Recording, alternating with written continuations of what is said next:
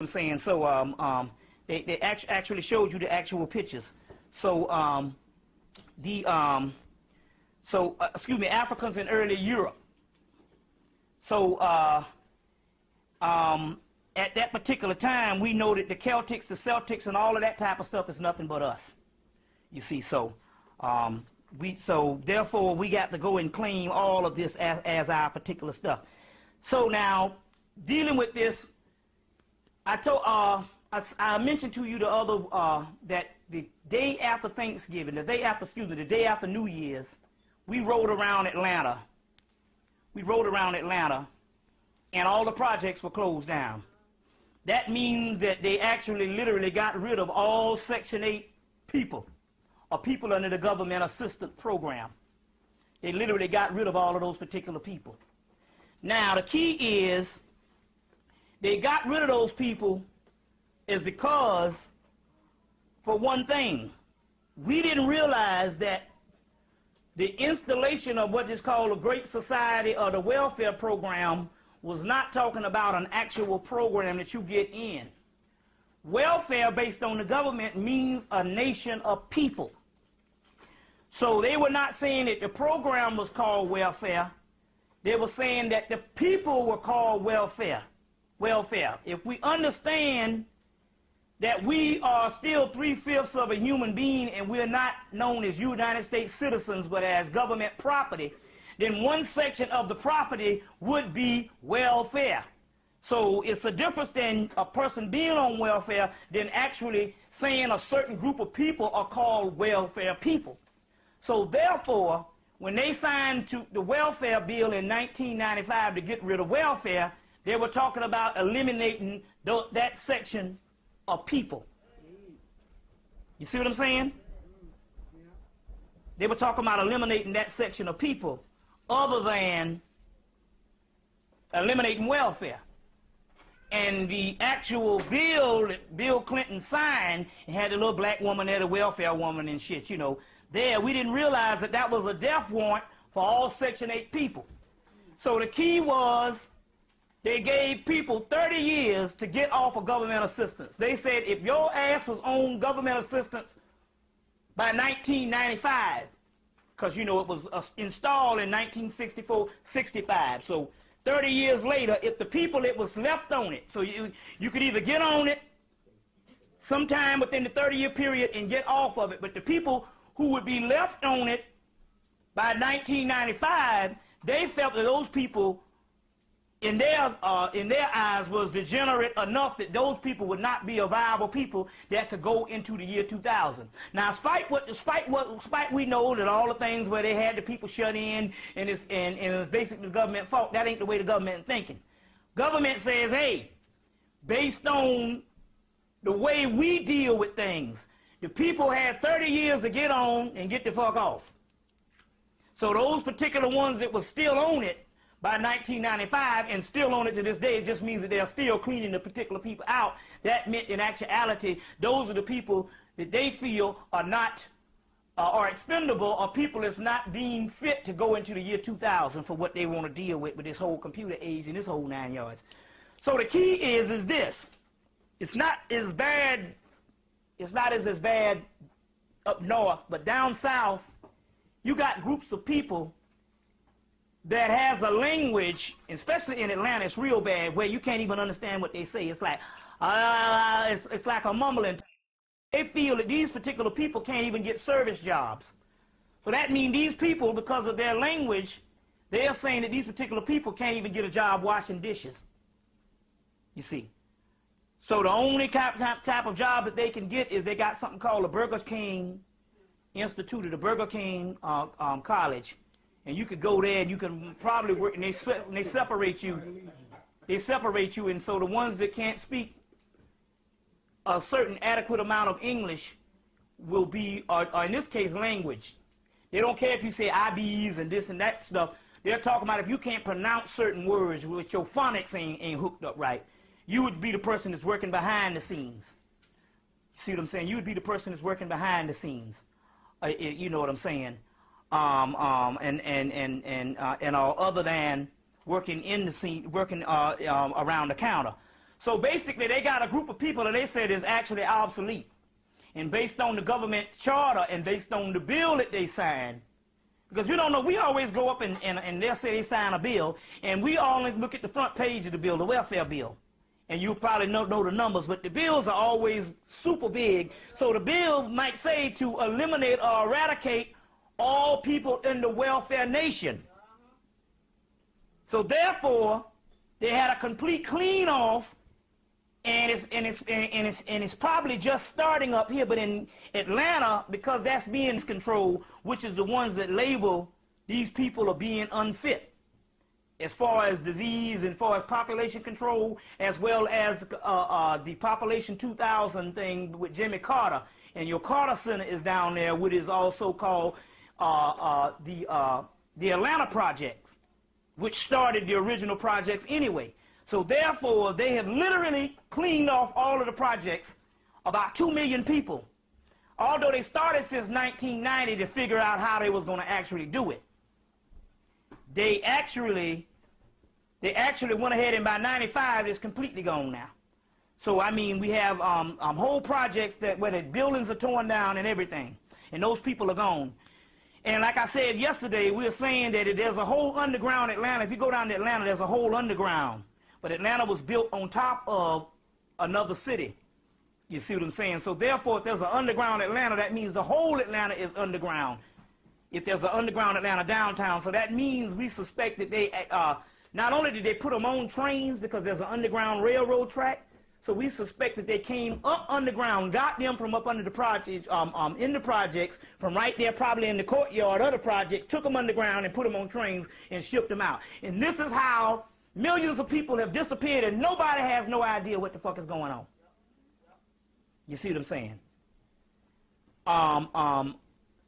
What's going on? So that means that in actuality, under this particular clause, is what is actually happening. Now, I should have just told her to bring the bag. Obviously, just tell her to bring my brown bag. Tell her to bring that one and all, because obviously she can't find it, you know. But the reason why this is going on, and I want to show you something. So right now, what I'm going to do here is I'm going to go in here and I'm going to find. Just tell her to bring the entire bag. I'm going to go in here and I'm going to find.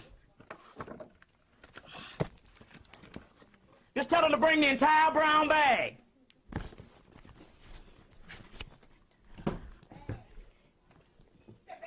The entire brown bag.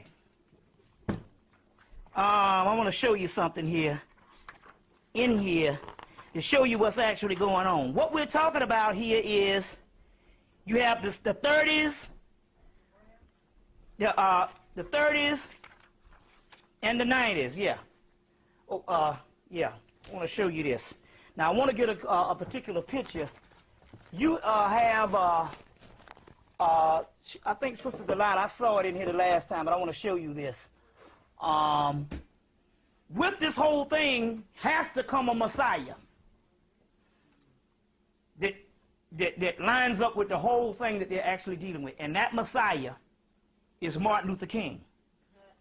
For white people, or basically what they want black people to follow. Now, let me get into this, because what's happening here is this. And we think that it might have happened far back as the 60s, but we understood that they took over the whole world with this whole Jesus Christ hoax. But they knew basically that the whole Jesus Christ hoax was the Jesus of the 2,000 years never existed. It was just a plagiarized thing of the god Heru, but the physical man never existed. So when Dr. Ben, they say, well, what about Jesus Christ? And he said, I don't know what the fuck you're talking about. There is no historical study of this man ever existing. So the people said, we're a little confused. I thought the Jeromancer said it was Yeshua ben Pandera. Well, a brother named Brother Otim, that is a well-studied brother, that we should have come to Philadelphia one time and speak, said, well, what had happened is that Jeromancy, in looking in his lecture, Historical Jesus, Mythical Christ, in his book, Jeromancy Lectures, in looking back at the time of Jesus, the only person that they could find was a guy named Yeshua ben Pandera, and said he was a revolutionary figure that was crucified by the Roman government. But that was the only person that they could actually find, but it not necessarily mean that he was the Jesus or the mythical Christ, which the Hebrews and the Africans and even the Muslims knew would come in the last days, Mahdi, Har-Maku, Metatron. But the historical Jesus, mythical Christ, that particular book, but even Dr. Ben said that no, there was no historical person. So the white man said, well, we know it ain't going to be a white person. That's not historically adequate. But it can be a black person that we can paint as the Christ. And that black person was Martin Luther King. And the whole key with the whole Martin Luther King dilemma is for him to make a movement and actually die in the process. And we believe that he, either being an agent or one of the first clones, knew it because the last tape where he's talking about going to the mountaintop, he knew that that was the last night of his fucking life. If you study the tape, this man knew that he only had either that night to live or no more than a month or two. You see. Or within weeks he would be dead. Including Malcolm X. Said, you know, you're looking at a dead man. Well, he knew that based on the fucking Muslim was going to kick his ass for ratting out. And yeah, Honorable Elijah Muhammad did all those things with the damn women. But they figure like this, you don't need to run to no fucking Mike Wallace. There's a difference. We handle our business family matter. So we're not letting Honorable Elijah off the hook. He did to the women, you see.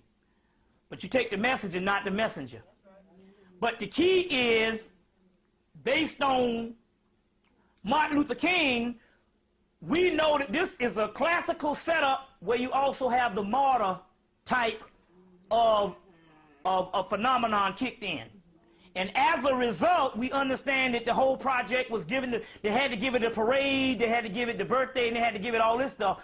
But they, and I should have brought it to put it on the tape, but they got these new paintings in Atlanta, what white people did with Martin Luther King, with the thorns around his head like Jesus, with the Christ thing, that crown around his head, that crown of thorns around his head.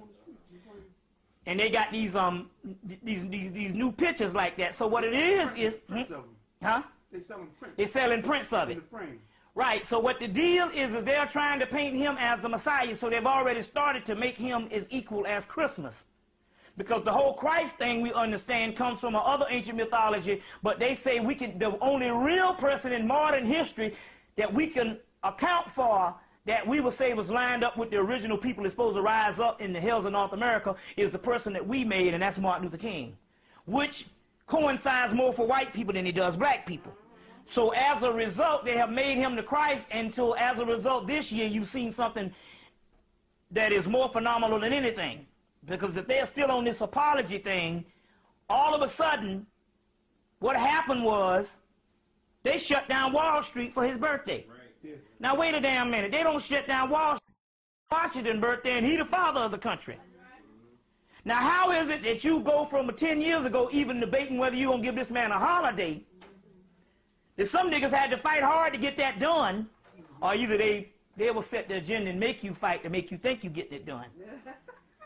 But how is it that you can go from 10 years whether the holiday is a debate, or 2 or 3 years ago where you got Denver and other places in Phoenix or whatever fighting not to have this man's birthday, and all of a sudden you're going to go to Wall Street, the financial district that is dealing with money, and you're going to have them shut down on Martin Luther King's birthday? And you think the motherfucking white man is that decent to do that? And they say, oh, and the only thing he does is the government tells him what to do, and he goes out and set the agenda and make black people think that it is a black agenda, and the government caved into the black agenda. So they say, well, Jesse, no, the government decided to shut down on his birthday, and then another thing happened. On his birthday, the Empire State Building put their lights on red, black, and green. The Empire State Building, the Empire State is what it means, which is the head of America. New York City is the head of America. The old empire was Philadelphia. It's New York, the empire What's his name is just a paperwork place, Washington, D.C. The empire is what? The financial district. Right? Now, you mean to tell me the financial district would shut down and the empire and their flag would be red, black, and green? Then you'll understand that they are actually Messiah. And then they would take his son and put him the head of SCLC, this whole Christian thing, and this whole Christian thing, and talking about these people are following in the footsteps of the damn dream. Fucking sons. Who the hell even know these motherfuckers? And since when did they come to some black community? You see what I'm saying? So the key here is, what you're dealing with here is, you're dealing with them actually fashioning their own form of the Messiah. Now, we don't know what the white man, he's psychopathic too. So we understand that he does things just in case. He said, well, why not? Why not make this motherfucker a Messiah? You see what I'm saying? It could very well work. Because most black people are following him any damn way. You see, so it's very key that you got to understand what's actually going down. Just look at the magnitude of them shutting down in Wall Street for a black person. You see what I'm saying? And I'm quite sure they got white people in their race that's done noble things that probably deserve for white people to get shut down, but they didn't shut their shit down. You see what I'm saying? So that ought to let you know something. But even the whole key is, as he was talking about, I'm going to the mountaintop. That's a form of ascension that he's actually dealing with. So it wouldn't be too far to say that maybe a year or so they might come out with a whole Bible on the whole thing of Martin Luther King and say, hey, this man is the true historical Christ. Right. Because if the Bible said Christ was coming back, they could say, hey, this is the true historical Christ. You see. And he would be a Christ. You know it was. I mean, but look, he was a Christ for doggone white people. He sure wasn't one with us. He was mad. A madman to tell motherfuckers to damn shed blood when they blow up your black daughters in a damn church. And niggas don't fight back. Right there, that makes you the damn punks of the world and not to fight back after they kill your daughters. Can kill your child and you don't do shit. You ain't nothing but a hoe for the rest of your life. And that seal black people that they know that they can have their cooperation with black people forever. So it's very key that you understand that at this particular time on what's actually going down with this whole Martin Luther King thing. The other thing is they say, well, if we get this thing in the West, we might miss the East. So they say, well, what we're going to do is we're going to jump on the bandwagon and we're going to damn rescue the Dalai Lama in Tibet. Because maybe it might come from Tibet. So they got all these white-ass movie stars and all these white people now about damn China and what they did to Tibet. What about South Africa? Well, they covered that part of the world with Mandela. So they're not leaving no stones unturned. But now all of a sudden they say, so we got the doggone north, south, east, west. The north, hell, that's this little boy, Philip, or whatever the name is, that they got the mama out of the way with trying to fuck a black man, Diana. Yeah. So that's supposed to be the new king of the north. The west, Martin Luther King. You see what I'm saying? The south, if you want to talk about longitude and latitude, that would be Mandela. And the east would be the Dalai Lama. So they would cover all portions of the globe. And get new people to act as this other than the Pope. You know what I'm saying? Some sheikh or some other religious figure of the old cycle. But this is the way they do things ritualistically. So now they own the bandwagon, this Dalai Lama. I know he ain't got no juice. They asked this fool on TV, is the world getting better? And he said, yeah. Is America getting better? He said, yes. You see what I'm saying? They interviewed him about UFOs, too. You see, so I mean, this fool here, but you don't realize about the Tibetan and the Indians, there's a portion of the divine mysteries that the Indians lost. Because they got so many caste systems, you Tibetans and stuff, they got so many caste systems, it's so old until they lost a certain amount of things. You see what I'm saying? Well, he can't go home either. He's an outcast. What I'm saying is that's the whole key. See, if you understand the whole thing with the Kabbalah and the mystery of Shekinah being in exile, then you'll understand that the return of the Dalai Lama is also trying to line him up as the Eastern Messiah. You see what I'm saying? As the Eastern Messiah. You see. So what it is they're trying to paint this world Messiah all around the doggone globe. Covering all bases. So now all of a sudden everybody concerned with the Dalai Lama. Because you got to realize American society is whatever the government wants you to damn be a champion of, you'll be a champion of. If they tell you not to save the rats, If they give a damn campaign the right way, you'll be saving rats. You know, everybody crying about a fucking mink. You see, people been wearing fur coats for thousands of years and stuff, especially if you was a damn dog up in damn Alaska. What else was you going to do? You better wear one, but I'm talking about all of a sudden everybody crying for a doggone mink with it nothing but an oversized rat anyway. And it's a form of nature in the first place because, hey, you don't realize and all, we created it. It's nothing real big, nothing but some energy that's trapped down here. It just goes back to the doggone astral plane. So what is extinct? The whole world is extinct in that particular thing. So what? Wear your mink coat, you see. But they always get on a cause and stuff, so the white man always want to feel humane. That's the way he want to keep this thing rolling and all, just in case. Just in case some things happen. Now, Edgar Cayce predicted the destruction of a large part of the globe in 1998. And also, he said that the advent of World War III by 1999 and the end of world civilization by 2000. So this is the whole 2000 mark that basically most of the Europeans are going by. Edgar Cayce also said it'll be a child that will be born called John Pineal. If you know, John is the Hebrew Elijah, and the Hebrew Elijah is the Egyptian Tahuti, and Hermes and Anubis is a part of that, so it's actually talking about an energy. John or Elijah or Anubis or Tahuti would be the mysteries of melanin, because you get the Hermetics comes from Tahuti, and Hermetics is the mystery of alchemy, and the pineal gland would actually be the producer of the actual melanin. So this is Edgar Cayce was right on this, but the people are thinking it's a literal figure. You see, it's a literal figure, and it said, but this particular person will be born, and after this new avatar will guide the world to a new millennium. So they're actually talking about the pineal gland, Lucifer, light bringer, the guiding the world to a new millennium.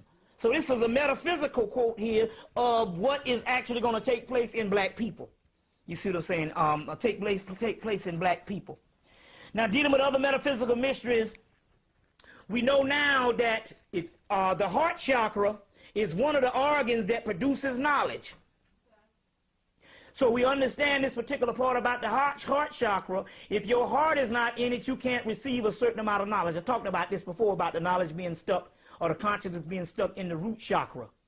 Well, the heart chakra, which is the main part, which was actually from this on up, you can get to the higher pineal area. If the heart chakra is not open, you can't produce knowledge. So in actuality, by a person's consciousness being stuck on the lower on the lower base root of the actual kundalini, we are actually going to have to free those particular souls when it comes, because those souls won't be able to illuminate. It would take another 1,000 years for them to incarnate with an open heart chakra, that they could get to the point to accept knowledge on the way you accept knowledge. So therefore, we're going to have to help them along by killing the physical body. So that means thousands of our people are going to die too. Now, what do you mean by that? You're saying, well, is that talking about this same elitist thing? No. We're talking about now dealing with the whole thing with Revelations, or the book of Coming Forth by Day, talk about a group of advanced beings that will come in and help and assist humanity to the next evolutionary phase. Just so happen we know that those advanced beings are the ones that's been carrying on and suffering through the last 10, 12, 20, 30 years in some form of consciousness, even the time when the movements were not in the consciousness where the masses of the people would follow. We're talking about a group of people that is hanging on by the last thread. You see what I'm saying? By the last thread. So we're talking about the brothers and sisters from all walks of organizations, being metaphysical, even being some part of political organizations, like, you know, even your Nation of Islam and all that. I talked about that particular thing last night. We're talking about those particular people having some form of knowledge that will be able to assist. But it's going to be damn near what a revelation say, this particular army coming, it will be a fearful army. That's actually us. So don't worry about the people, because the people will be free. We just got to free some of them, because in actuality, none of us will have a physical body when we get through with this particular part. And we're talking about the whole chakra line up here. the whole chakra lineup between the root chakra and the high chakra, that whole particular lineup we're talking about in actuality is the Kundalini, or what is called the backbone of Osiris, which is also called the Djet pillar. And the Djet pillar later on is called the Jedi warrior. So in the Jedi warrior in Star Wars, which means the one who has the completion of the Djet pillar, which is the backbone of Osiris, which is the melanated ones. You see, which is the actual melanated ones. Like I mentioned too in the book, the annotated scriptures of Star Wars, as well as the complete guide to Star Wars universe. In that particular part, they got a whole section where they talk about the Jedi Bindu. And we've said plenty of time before that the India, the black dot, is called the Bindu seed, or we call it Jedi Bindu, which in actuality is talking about the black dot. And that's what the whole thing was actually about. I also mentioned not too long ago that we need to make clear about a few people that came, and I had to explain this because a few people came up to me in lectures that went through the Afrocentric movement based on Maulana Karenga and all the rest of the so-called scholars. And they said, well, you said about this whole moralistic thing, well, and you saying that in actuality that we don't deal with moralism. Well, what about the 47 negative confessions? Isn't that a moralistic recital of what we didn't do? The mystery was it is impossible for the physical body to be that righteous, because the physical body is such a low damn level, it can't be that righteous. It was not talking about the physical body. I didn't do this and I didn't do that and I didn't do this, or what you say, I must not do this and I shall not do this. That they took 10 from the 47 negative confessions and made 10 of those what is called the 10 commandments. It wasn't talking about that. The 47 negative confessions that they were actually talking about was what your soul didn't do. Because your soul is independent from you. It is lying dormant, so it did not do this. It did not do that. It did not do that. So the book is actually a book that is copying the actual soul and what the soul is going through other than what the human is going through. So it has nothing to do with moralism. You see what I'm saying? The book of law, the headed point say, don't worship me, I am the worshiper. Which means it goes through the process and it's the one that's doing the main suffering. Doing the main suffering and all is what it's actually talking about. Also, to recap some things, the Gnostics talk about a Gnostic seed, and that Gnostic seed has all the knowledge, and that Gnostic seed we know is melanin, and we're talking about a molecule computer chip in us that has restored everything, but some of our people are going to have to be removed from that. Going to have to be removed from that particular form. Also, there's a book called, let's see, did I put this here?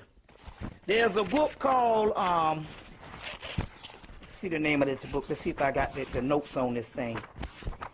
Anyway, see, did I put the notes in here? This book is talking about how we need to dance to line up the melanin, and how the ancient people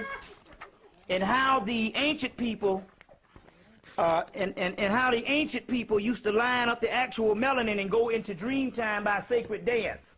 So we understand now that there's a foot to get people out of dancing, so therefore the rap music, you can't really dance to it.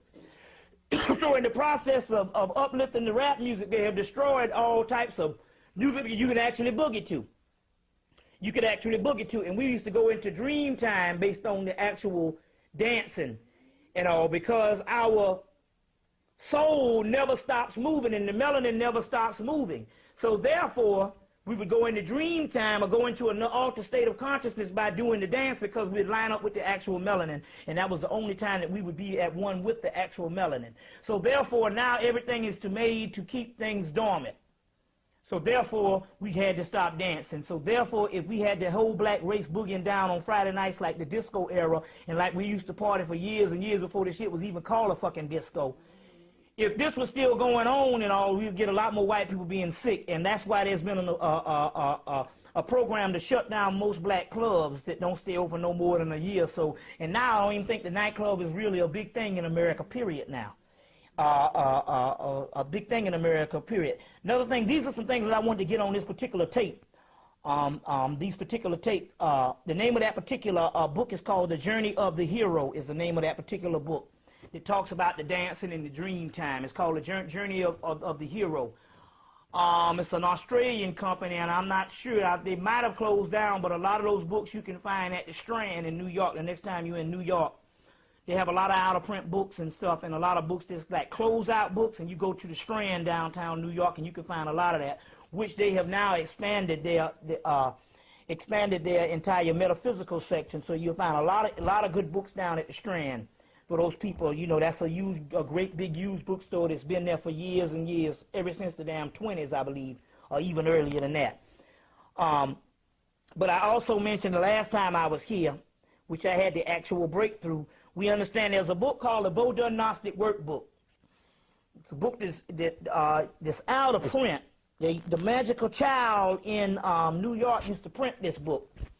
So, for what I heard, the brother Bill Lilly told me that the Magical Child is still open.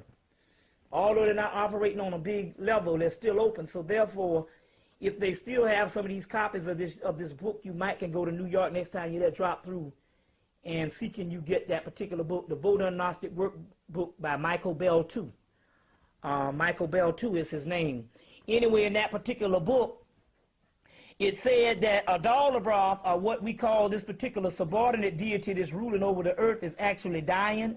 But this book was printed in 1988. And the material was a bunch of work material. It came from the 1970s, the 1980s, and he put it all in one book by 1988. So we don't know how long this particular paper that was written on Adalabroth, or this subordinate deity that's keeping us in slavery, was keeping us in slavery, but it said this particular being that was keeping us in slavery was actually dying, which meant that the actual energy was dying out. But it said it was only being kept focused by certain rituals by a certain group of people. And at that particular time, we believed it was the government doing these rituals to keep this thing alive. The last time I was in Philly, based on the Million Man March, and I spoke at Miriam's place, Sister Miriam's place, I had a breakthrough because the Spirit revealed to me how the process is actually done. And so I just wanted to put this on tape, that in actuality is done through the black churches. So what happens is when you go into the church and you pray to a deity, and you think the deity is up in the sky, which in actuality you're supposed to be actually focusing on your inner self, which is the true heaven, and you pray to that particular deity, wherever you focus your energy is wherever that energy goes to. So therefore, if they tell you that the Father's in heaven, and I told you that they said that there will beyond the heavens, and so they said that the Father's in heaven and you focusing on this particular deity, in actuality you are giving this subordinate deity juice. So what happens is when black people go in these particular churches every Sunday, and some people damn 3 and 4, 5 times a week, but mainly every Sunday, this particular energy is what kept these particular entities or these particular gods that was ruling the universe, ruling this realm here, not the universe, alive. So when you go in there and start praying to these particular deities, you give that particular energy up, and it'll actually revitalize these particular deities by you giving out that type of energy. And that's why there's even greater campaign to put people back more and more into church. So you got thousands and thousands of black people finding Jesus, especially the ones that's been on crack and all that kind of stuff here. So they say, well, one brother asked me in South Carolina, he said, you said that Jesus never existed, and he is the enemy. Well, why is it that people can be on crack and can go into church and get off crack? I say they didn't go into church and get off crack based on Jesus. We have a mechanism in us which is called the subconscious, and you can tap into that subconscious and you can rid yourself from not only is by us being spiritual people, and when they go into the actual church, they actually tap into that subconscious by using the deity of Jesus, and it goes straight to the subconscious, which is an ancient way that we used to deal with statues and the Christ and the actual netters by focusing on a deity to tap into the subconscious. So they do it haphazardly, and they just attribute it to some Jesus Christ getting their ass off a crack. You see. from Jesus Christ getting them off of crack. So therefore, these churches are actually vampire centers to revitalize this particular energy. But I think at this particular time, based on the way we see the weather is actually going to, that is not even working at this particular time. We think that the energy where they can access that melanated energy that we used to give them, they have slipped under that particular realm, so therefore they have become more and more asleep. Now, I think there's a book that talks about it, which is a Cthulhu book, which you know was written by H.P. Lovecraft, which was the writer that wrote a lot of the Cthulhu mythos in the 1920s and the 1930s. Well, there's a book that actually talks about how the great old ones used to rule, which is us. They used to rule where man lives now. It says that the great old ones used to rule where man lives now.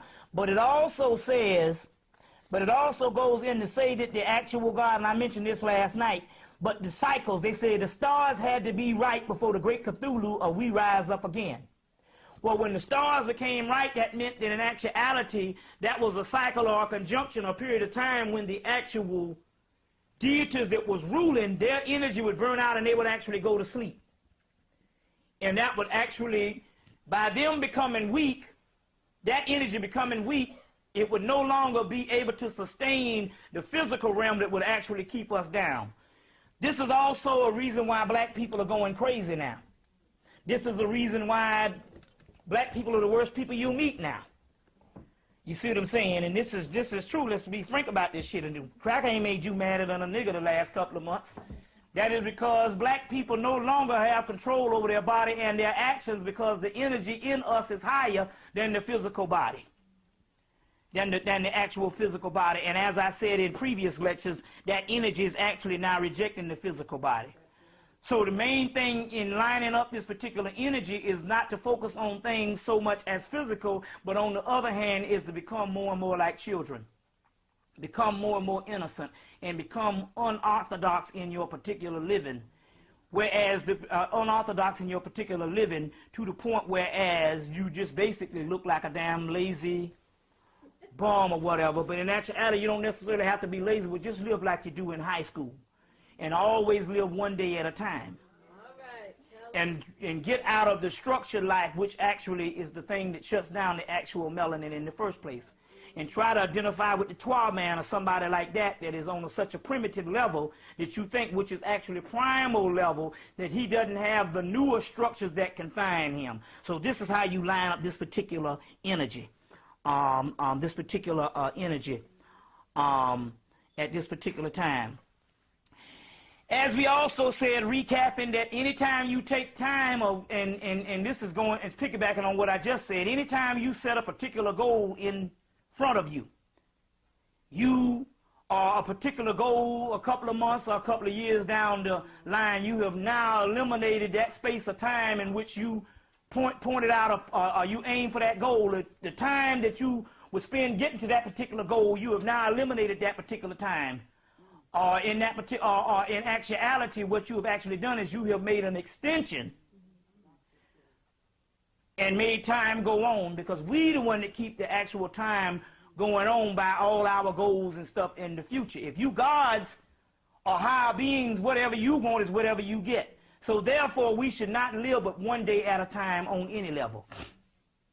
And don't use your children as an excuse, because that's the main thing which actually destroys us, because especially most people, male and female, if the male is in the home, but female if it's not, is that once you have a baby, 99% of the time, you basically give your future up for that child. Everything that you once used to have reserved for yourself is now transferred to that child. You see what I'm saying? And that child, that means you actually throw away your life, because there's no guarantee what a motherfucker might turn out to be when they get 18. You know, you got some people that's the greatest disciplinarians. They raised the children. I know some people that raised their children, gave them everything. They did everything what it was, but the child still turned out being an asshole in and out of prison. So that lets you know right then that in actuality, just for you just basically teaching a person verbally or mentally is probably the only thing you need to do. But as far as a social, economical structure, it doesn't really necessarily mean that. We understand that we are the race of people that defy those odds, that you don't necessarily need an economical structure to rise up. But that's neither here nor there, because we understand that we don't want a world, if this world survives, we don't want a world where our children would be in the damn future, because it'll be all fucked up. And that's what, if you go back and look at JFK, that's what he was trying to tell his wife. She was like, you changed, you changed. He said, of course I've changed. I got knowledge and my eyes have opened. It's not about our 2 cars. It's not about what these children eat and all that type of stuff, saying, hell, we might not even have a world for them to go to. So this is the concept on what we talk about by eliminating personal responsibility. That's the main thing with the white man tell you, take personal responsibility. We're saying eliminate that personal responsibility, and the only responsibility you need is the knowledge to be your main agenda. The knowledge to be your main agenda. So what does this mean? Does this mean you walk out in the street and don't do anything and just lay on the corner? No, it just means be in the world but not of the world, and you can function on a day-to-day basis, but that is not the main priority. So you can go to work, you can even go sit in on board meetings, and you can do the same damn thing agenda to keep your damn finances going, but you're not necessarily into it. You're just staying on top of the water and doing just enough to stay on top of the water, but not doing like black people from age-old times have done, where we have become the actual job. So we got a job. Working 7-Eleven. Can I get a little more mayonnaise? And they pitch a damn bitch over. Is the one that's got the most menial job, that raised more hell about the white charge of the goddamn butter. I'm in charge of this butter. I'm in charge of this butter. You see what I'm saying? So therefore, we have to get rid of this personal responsibility like by being in the world but not of the world, for the simple doggone fact that we have a certain condition that we have become our jobs and our occupation and our status over the future, from the hee-haws to the bourgeois. And this is a sickness that has actually become our ass. We also covered that there's 3 types of race of people on the earth. One is called the hyalic, one is called the psychic, and one is called the gnostic. The word hyle comes from the word hail, and the word hell comes from the word hail, which means physical body and physical earth. The word hyalic means a person that just has a physical soul or physical body and energy that operates it. The word psychic is black people who have the physical and the spiritual mechanisms, but they're dead. And then you have the word Gnostic, which is gnosis or genes of Isis, which is a person that knows the consciousness level that they're actually on, and that's the immortal man. But the other one is immortal, but he's still a dead man. So right now, the immortal people are the only ones that's going to have to take the field, and we're going to actually have to deal or have to actually use what we have been given to free the rest of the people. And so it's something like this. Somebody say, well, I still can't see how all the other black people, how this is going to work when all the other black people don't get the particular knowledge. It somewhat goes like this. It's like the same I am because we are.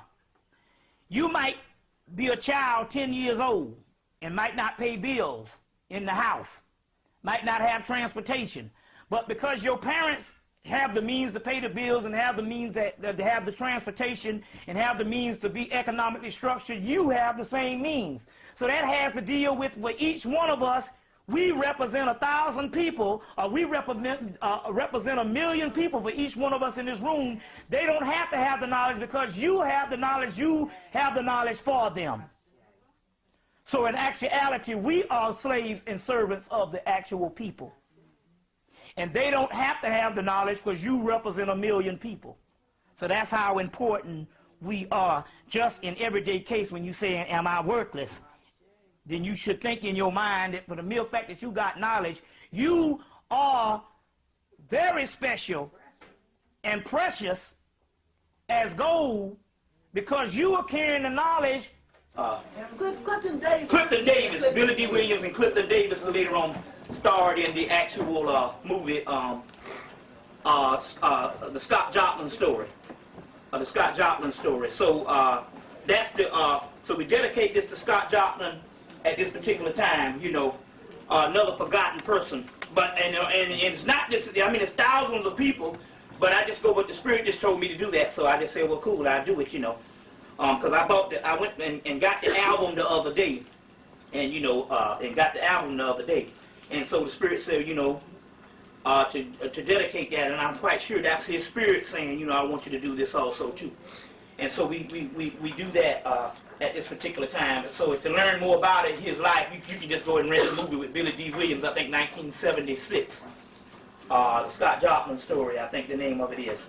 So as we say, we're here in 1999, and Lord knows I started out 7 years ago. I didn't even, well, when I first started out lecturing, but then when it got more spiritual, I was hoping that we wouldn't even be here in 1999. But then again, on the other hand, we understand that things take a gradual build-up. I was trying to get out here in 94, but as I realize now, that based on the type of information or the type of knowledge I have gained, has been leaps and bounds, even in my own growing, compared to what I knew 4 years ago, compared to what I knew 3 years ago. So, in actuality, everything is still right on time. Right on time. And like I said, we're going to deal with this particular part because it's just as much prophecies of 1999 as it is the year 2000. And that's because we're still in the actual season, and which we're going to start off with today, dealing with that actual thing to let you know. We're going to start off with the hard copy in dealing with this particular aspect of the actual Bill Clinton shutdown and the whole 9 yards, you know, with the whole impeachment, and try to understand, because there's the old prophecy that you'll know the end. You'll know the end when there's infighting among the elite. So on the other hand,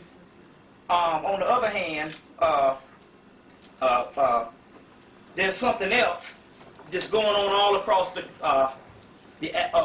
the country, which has something to do with the whole Scott Joplin thing and all this too. As we know that jazz has its origin in all types of a spiritual thing as a form of Vodun. You see what I'm saying? Which is, you know, as the people don't know, we're talking about voodoo. Just as Christianity has its roots in gospel, the alternative, the other side, the darker side of what you call the truth side, has its origin in jazz, which leads us to this. All across the country, they now have what is called smooth jazz stations. Smooth jazz. This is all across the damn country. Now, this is for a reason. This smooth jazz is because they understood that if they were going to go into the 1990s, that traditional music as jazz, classical rock and roll, which was black, as you know, which basically the classical rock and roll, especially the ones from the 70s, got its start from Jimi Hendrix. But then you have the, you know, but then again you would go, and then you would have your earlier rock and roll, which would be your doo-wop and your whole thing, Little Richard, and you know all that. But anyway, the type of rock and roll that the modern white boy was playing was a carbon copy, or in actuality was their spinoff of, in actuality, Jimi Hendrix. But Jimi Hendrix played a new type of blues, and after he died, the white boy just started it and all, and just got wild with it. You see what I'm saying? The key is, even that they had to stop this new type of any type of rock and roll. They had to stop this too. So we know that the R&B, they had to stop that. But even the rock and roll, most of these new players now, singers now, are playing a form of country. This new jewel, you see, it's all this folk shit. You see, and all this it's a borderline bluegrass and country. It's cleverly done, but the key is they had to stop any type of remnants of the black element going into the 90s. So we know all about the R&B. They had to cut that down. So they used the rap to cut that out. But now this is not the same sophisticated rap that came out in the late 80s, early 90s. Rap has started coming into its own. So overnight they have literally wove this thing until now you got the masterpiece shit. This is different than the rap from the early 90s and the underground groups. You see what I'm saying? Like Diggable Planets, De La Soul, you see what I'm saying? And other types of groups and underground groups and stuff. This is a whole nother type of rap. You see what I'm saying? That's devoid of spiritual things, or devoid of the soul in it. So on the other hand, we go back to jazz, which has its root in an experimental Vaudin energy. And for some of the people that's not clear on what I'm talking about, you can get some of my previous tapes to deal with this. But the key is, they understand that in order to keep a people down, they have to change the music that they listen to. So as a result, real classical jazz or even new experimental jazz, they cannot have. So basically, Kenny G becomes the model. And now they're even calling this cracker the father of jazz. Fucking Kenny G. You see what I'm saying? Copycat. You see, well, they're not even copycat. We're not even talking about copycat. We're talking about something that's totally different than mainstream jazz. We're talking about a soft, instrumental R&B that basically is a new model. You see what I'm saying? It's even different than earlier Grover Washington, although he sold out. You see what I'm saying? But I'm just saying, even when we talk about the jazz of the 70s with Herbie Hancock, Grover Washington, even the damn Crusaders, you see what I'm saying? We're talking about a whole nother type of thing, and it's all called this soft jazz. You see what I'm saying? It's damn near glorified elevator music. You see? So it's not even the big band. It's nothing to do with historical jazz whatsoever. And so most young people say, yeah, I like jazz, and I listen to jazz. That's not jazz. You see what I'm saying? So all across the country, and this is very important because the reason why it's very important, because as we have right here, here's your mind control book, which they have now a brand new, I just saw a brand new thing about 3 times as thick as this, a 1990 version of mind control. It's a new book out, and I will get the information to you, as well as I just remind people to either go on the internet and try to download all the stuff you can find on mind control. Because we're going to have to deal with this also tonight too, because what you got here is, you got a country where everybody in the country is crazy. And I'm not saying it's like a figure of speech. You know, we use words so much until it becomes a figure of speech and it loses meaning. I'm telling you, literally everybody in the country is unhealthy based on thought.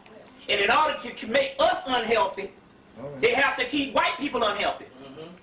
You see what I'm saying? So even though white people might behave better than us, yeah, we can say this now. White people now are behaving better than black people. Now, I'm just not being funny with this damn mess. Niggas are out of their fucking mind. But my point is, although they are doing that, everybody's a little insane. This country is crazy, sick. You see what I'm saying? And this was the whole impeachment thing. We're going to have to go into all this tonight because mind control is at the helm of it. And everything is everything, and we're trying to get to the point why, as this is the focus now, to keep everybody unhealthy, because if anybody there thinks clear in a collective consciousness, this shit can be over tomorrow. So mind control has to be a greater trick. You see what I'm saying? And they can't just lock down everybody, because when you oppress people start thinking on a higher level. So the key is to kill off a lot of the motherfuckers that you can't conform, and then reform or whatever, or the ones that don't conform, and then the rest of the people you keep them at a zombie state. On the other hand, the music is key to that too. Although they got bad music in the from every all aspects of R&B, the thing is all across the country. They got it here, soft jazz. In Atlanta, soft jazz.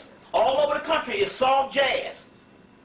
And that's the key, because in the particular mind control book it says, in order for the pituitary gland to work, pituitary gland regulates the flow of melanin from the pineal gland. Although the pineal gland produces it, the pituitary gland is the one that regulates the flow throughout the body, which is this particular system, this particular paper that I've handed out. If the people don't get it, don't just remind me. That people who didn't get one, just remind me, and I'll give you one before you leave. But this is a great function, great graph to show you the function of melanin throughout the body.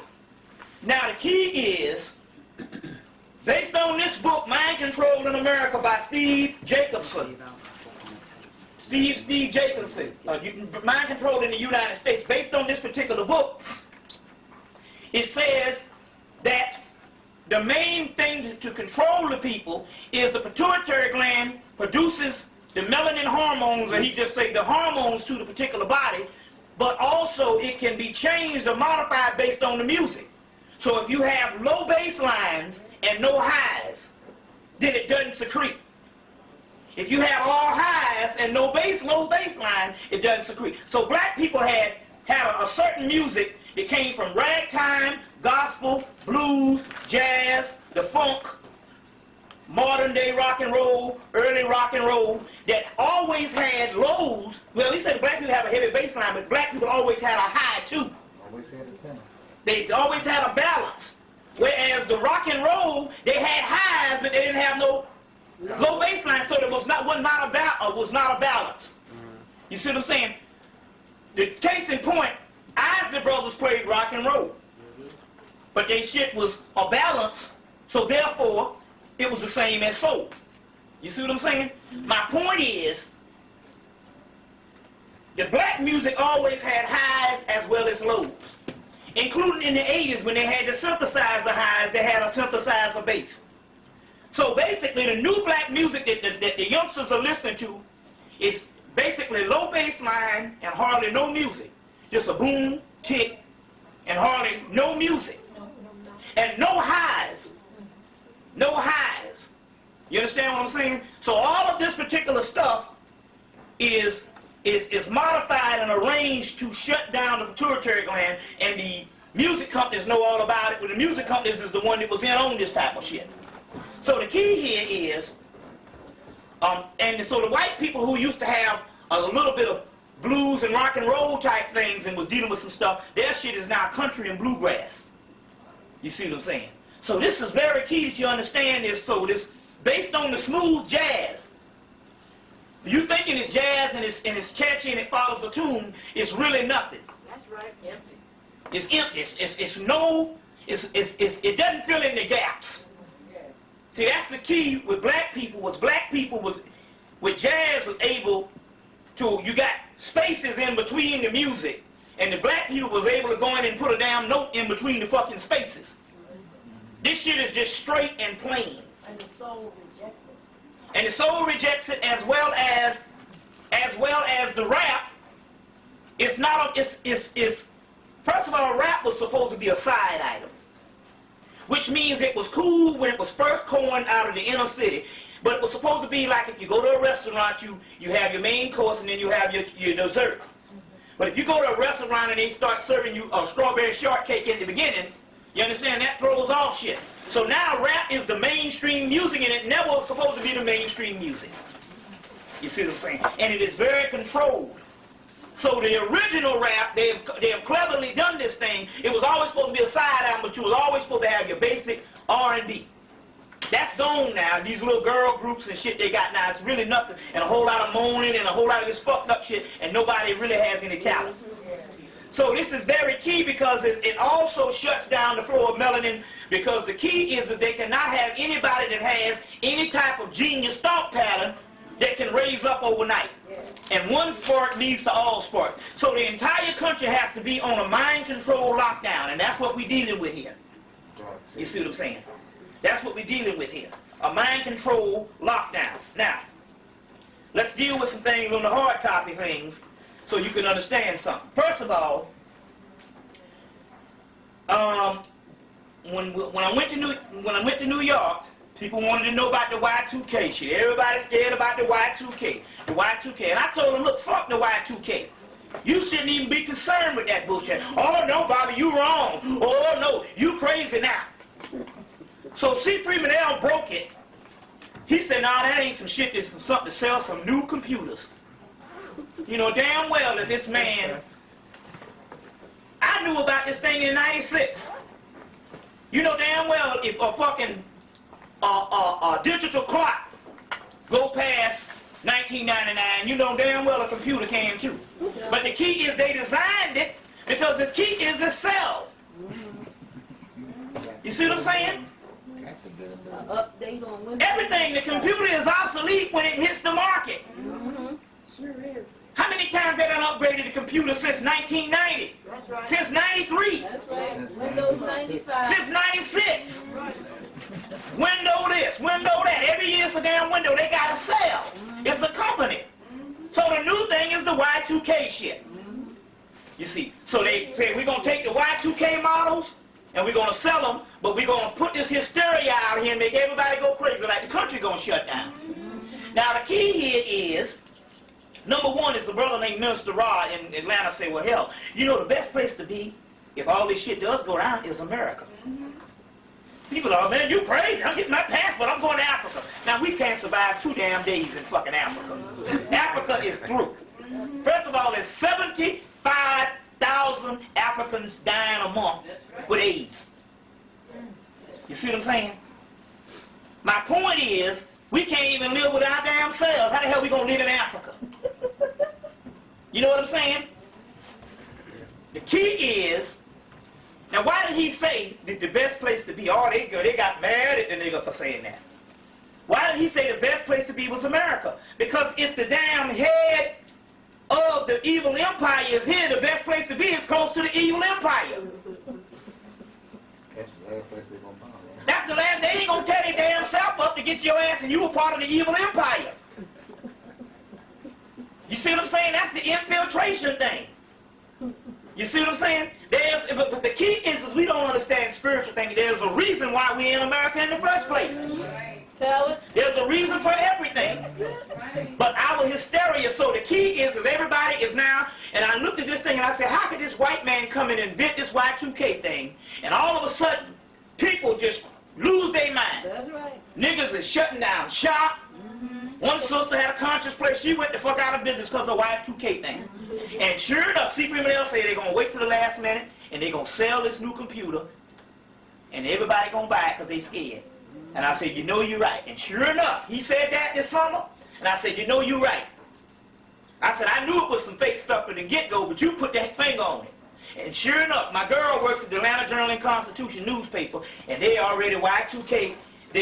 2 weeks ago, they went Y2K compatible. They've already come in and fixed all the damn computers for the Y2K thing. So, Atlanta Journal and Constitution, these were some of the first crackers to break down and buy the new computers.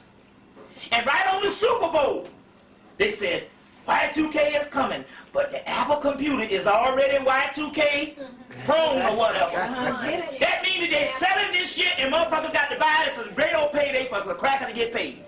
And how do you do that? You tell the motherfucker they need it. You see, but we always look at something, and the thing that get me, which is so sad, we got all of this spiritual stuff coming now. Before we couldn't get nothing but the Bible and some old black ass nigga hollering at us. And now we got all this spiritual shit going down. We got all this spiritual stuff going down, and all of a sudden, somebody talking about Y2K, and we abandoned all our stuff. And he said it, Brother Barsisa said it, and I said it in the lecture in Indianapolis 2 weeks ago.